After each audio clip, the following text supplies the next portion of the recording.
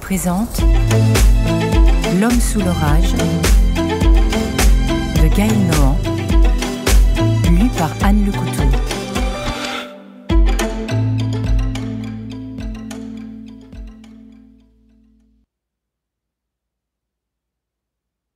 À la mémoire de Marie-Thérèse, Rose, Eugène, André, Joseph, Élisabeth, Jeanne, Louis et Taillou, qui m'ont accompagnée de 1000 manières pendant que j'écrivais cette histoire et ont inspiré certains de ses personnages. Ce roman est dédié à Julie Printsac et à Georges Sounier. Ils savent pourquoi.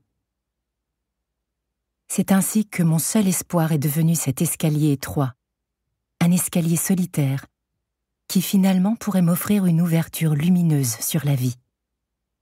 Edvard Munch. « À toi de jouer, Rosalie, » lui dit sa mère.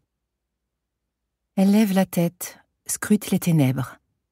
2 jours qu'il pleut sans discontinuer. Et pour toute distraction, une partie de crapette. Elle grelotte malgré le feu que la bonne vient de ranimer dans l'âtre. « Tu en mets du temps !» s'impatiente Madame Nicolo.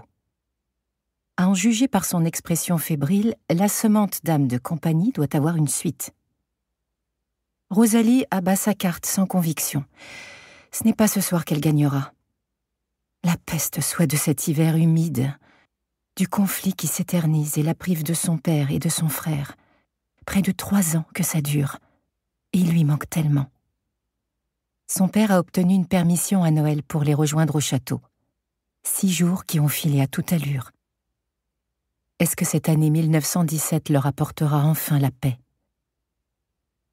Rosalie ne veut pas se montrer égoïste. Elle sait qu'elle n'a pas le droit de se plaindre. Être coincée à l'Espard avec Isor, même si celle-ci n'est pas la plus affectueuse des mères, n'est rien à côté de ce qu'ils endurent au front. Elle voudrait arrêter de penser à la vie joyeuse dont elle est privée, aux rêves que la guerre a soufflés, savoir se contenter de son sort. Si au moins on l'autorisait à se rendre utile à l'hôpital. Il paraît qu'elle est trop jeune, à peine assez vieille pour s'ennuyer à périr et tricoter des chaussettes pour les soldats. Le fracas du tonnerre les fait sursauter.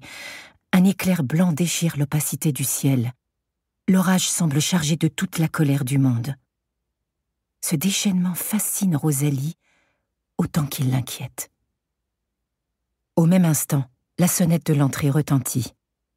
Sa mère échange un regard avec Madame Nicolo. Une visite tardive est rarement un bon présage. Le vieux majordome toque à la porte du salon.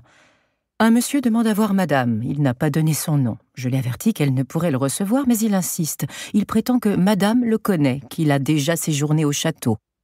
Merci, Joseph, répond Isor. Faites-le attendre aux oiseaux. Sa mère en profite pour les envoyer au lit. Pense-t-elle que Rosalie peut se résoudre à monter et sagement dormir alors qu'il se passe enfin quelque chose ? Une fois dans sa chambre, la jeune fille appuie son front contre la vitre. Aucune voiture garée sous la pluie battante. L'homme serait venu à pied par ce temps ? Sa curiosité en est encore aiguisée. Après s'être assurée que Madame Nicolo a regagné ses quartiers, elle redescend l'escalier pieds nus. Au rez-de-chaussée, un corridor donne sur la porte condamnée du cabinet aux oiseaux. Elle se penche pour coller son œil à la serrure. Rosalie ne peut voir le visage de l'étranger assis à côté du piano, juste ses jambes vêtues d'un pantalon noir et le bas de son pardessus trempé près d'un gros sac de toile. Posée sur ses genoux, ses mains n'arrivent pas à rester tranquilles. La voix de l'homme est basse. Elle a du mal à saisir ce qu'il dit. Écoutant avec attention, elle finit par comprendre qu'il demande à sa mère de l'héberger au château. Quelques jours, précise-t-il. Après, il s'en ira. Isor l'interrompt, glacial. « Enfin, Théodore, vous perdez la raison.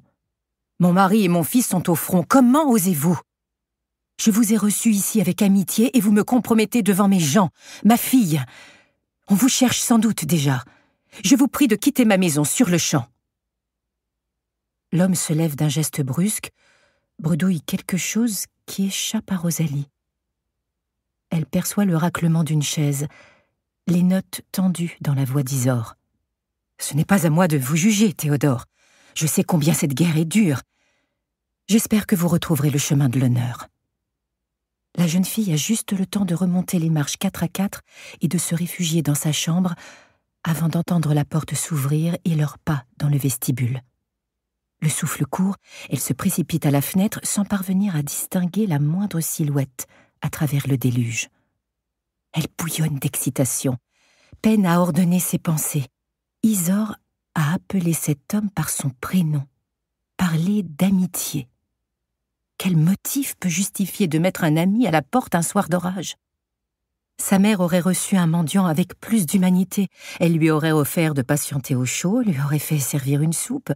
Elle qui n'a que la charité à la bouche, cette cruauté ne lui ressemble pas. Il faut qu'elle raconte ça à Adi. Il s'est produit un événement inouï. Nous espérons que vous avez apprécié cet aperçu. Pour continuer à écouter ce livre audio sur Google Play Livres, utilisez le lien dans la description de la vidéo.